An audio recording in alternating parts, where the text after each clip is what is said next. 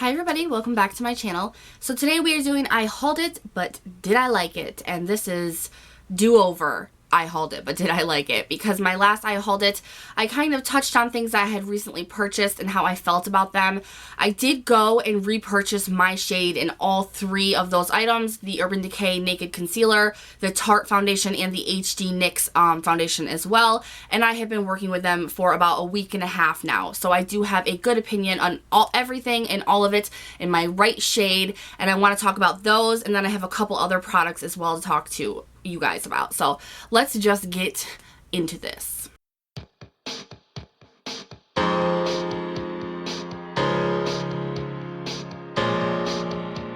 Now let's talk about these foundations first, okay? The first one is the Tarte Amazonian Clay Full Coverage Foundation. I ended up getting my shade. Last time I got one that had pink undertones. This time I finally got one that has yellow that fits me. So with this reminds me a lot consistency-wise of the Rimmel Stay Matte Foundation. That thick, moussey kind of consistency.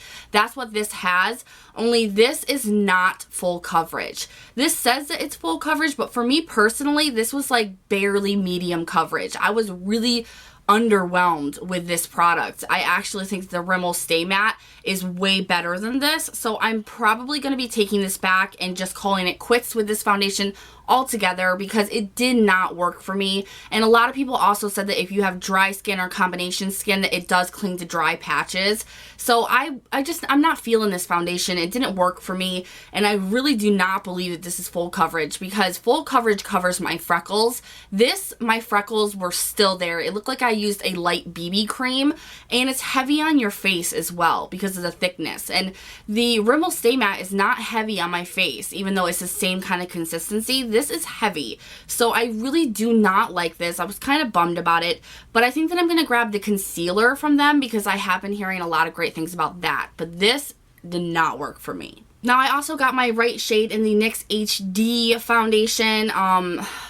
I don't remember what I got, and this is what I get for ordering foundations online. I shouldn't have done that, but I did. And whatever one I used, it was darker, I believe. It was too dark, and it made me feel greasy and just disgusting. I didn't like how it sat on my skin, but that's because of the shade. It looked, if you get something that's too dark, you just don't look right. It looks cakey and just oily and gross. So I thought, I'll give this a try in my shade, but because it made me feel oily before, I figured it would do that again. However, I like this. I like this a lot. I got it in sand beige this time. Sand, any kind of color that runs like sand usually works really good for me. I set this with a different setting powder than what I used before, and it's amazing. It has great coverage, way better than that Tarte foundation. This has amazing coverage. It takes pictures so well when you use this. I've been using it a lot, like a lot. I absolutely love it. I might not go without it ever again. Now I want to talk some concealers. I want to talk to you guys about the NYX HD Concealer and then the Urban Decay Naked Skin Concealer. So let's start with this because before my last I hauled it, I told you guys I did not like this. It was crap. Like, it made me look old and I just didn't like it. I got the lightest shade possible in this range, which was like stark white. And it showed every little wrinkle I had. If I moved my eyes in any kind of expression, it was just like wrinkles everywhere. And a lot of you saw that on my Snapchat. So, it wasn't really the shade, so to speak, but the consistency of it and what it did to my skin. Now, I ended up getting this in a darker shade, light neutral. And it's exactly actually my skin tone. And what I do with this is instead of using my Pixie concealer that I use before I apply my foundation, I use that Pixie concealer and I just touch up my under eye area because I have such dark circles under my eyes. And then I go in with foundation and then I put more concealer on top of it. And I know that sounds like overkill, but for someone who has horrible dark circles, you know the struggle. So I always put a concealer on first, then foundation, and then another concealer. I decided to use this in place of my Pixie concealer and put this on before I put my foundation on. It is a very smooth consistency. It goes on. I like the doe foot applicator. It's kind of like a flat one, but it works so well to spread it out. And this just works so much better. Now, the coverage, I still still don't believe the coverage is there. It doesn't have the greatest coverage, so a lot of people do want to use it for more of a brightening concealer, but I can't do that. If I get it any lighter of a shade, it makes me look so much older than I am. So I don't think that this is worth the hype, but I have found a way to use it that I like it. So while I will use this, I'm not going to return it. I do like how I'm using it right now at the moment. This, to me personally, is not worth the hype. There's so many other concealers out there that are so much better. So I'm never going to repurchase it. But for right now, I got it to a point where I can work with it. Now, the NYX HD Concealer, I got this in a very light shade, CW02, which it doesn't really, Fair. I got it in Fair, which is CW02. This is super, super white, and I was like, oh, is it going to do the same thing that the Naked Skin did to me? And it even has a little bit of a pinky kind of tone to it, so I was like, yeah, this is not going to work for me, you know, but it does. I absolutely love this. The NYX HD concealer. Get it together. It's my Monday today. But this is amazing, you guys. The coverage on it is great. It really does brighten you up. Like, it brightens up my under eye and makes me look like I'm awake. It blends like a dream. It only takes me a couple of seconds to blend this out, even if I put on a really thick coat of it. I love this. This is something that I won't go without. This is something that is worth the hype. I'm not sure if there's even a hype on this, but I do know that a lot of people told me they love this, and that love is real. This is a really good concealer, way better than the Urban Decay Naked Skin Concealer, in my opinion. But this is a good one that I won't go without. I love this, and if you guys can get your hands on it, try it. It is amazing. Now, I also want to talk about the Japonesque Solid Brush Cleaner that I got. I told you guys that I got the liquid one and didn't care for it. Now, I do like the liquid one. I just don't like the oils that are in it or the smell. So I got this. This is just made with goat milk. It's just a gentle goat milk cleansing balm. And I know that Kelly here on YouTube told me that, you know, this was pretty much used up in one sitting with her when she did her brushes, so she doesn't like it because, you know, it went so fast, and it is $20. I've used this so many times, and I've barely made a dent, though, so she must have a lot of brushes.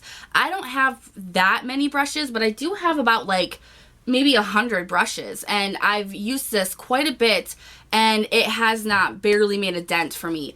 And the smell is, I love the smell of it. I don't know why.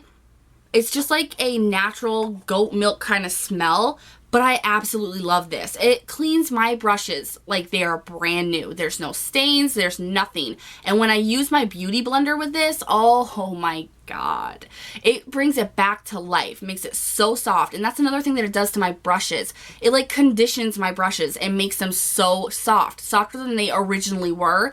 And I love that. Like, this brush cleaner is like my holy grail. I love this. I'm glad that I picked it up. It works amazing for me. This is probably going to be my go-to. Like, this is going to be the only kind of brush cleaner I buy because I love this. Now, lastly, I want to talk about the Benefit Roller Lash Mascara. A lot of you asked me to review this, and this I hauled it.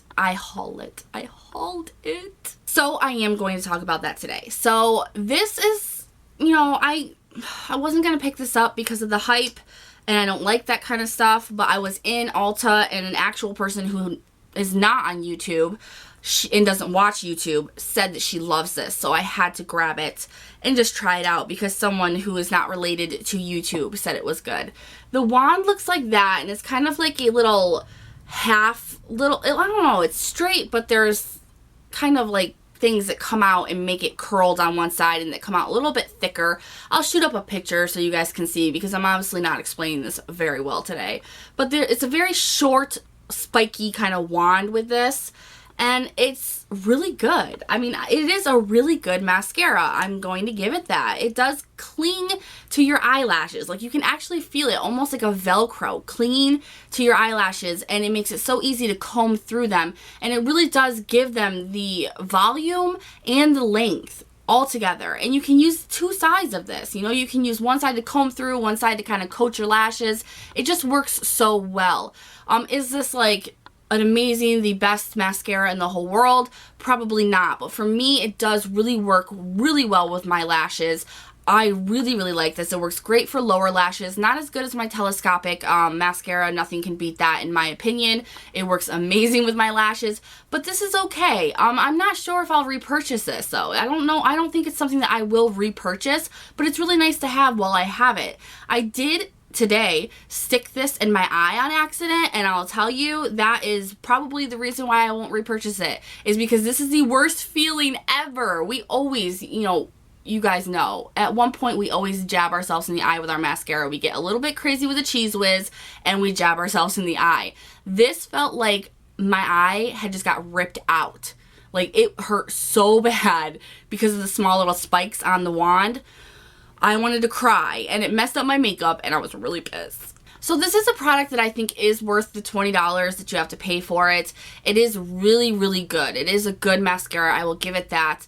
And it's better than what's been coming out, So when people are hyping it up, I believe that hype is real just because it's been so long since something like this has come out. But I don't think it's better than my L'Oreal Telescopic mascara. I still feel like that is the best I've ever used for my lashes, top and bottom.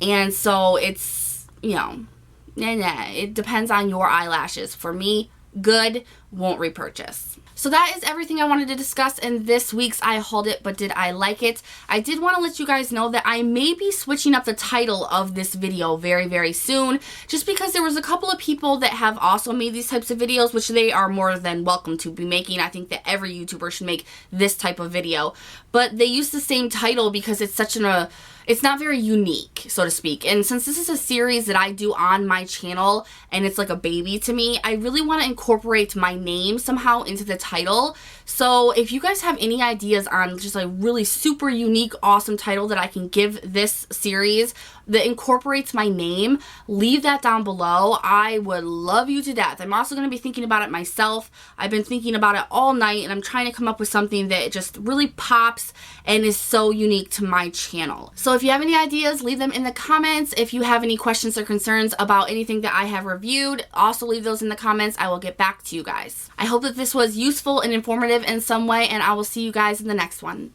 Bye!